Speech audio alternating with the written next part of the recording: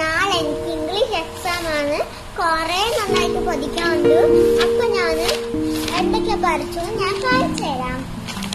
First ഞാൻ പഠിച്ചത് chapter 1 Harsha's school. ഞാൻ വേണമെങ്കിൽ വായിച്ചു തരാം. The school is very big. I am get lost. Thanks. Harsha. ഇനി നമ്മൾക്ക് നെക്സ്റ്റ് ചാപ്റ്റർ എടുക്കാം. Next chapter I can poem ആണ്.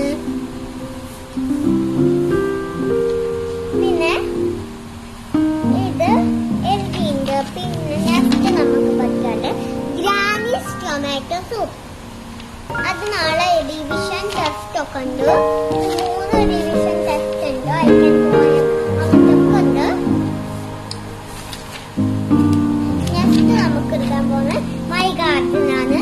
പിന്നെ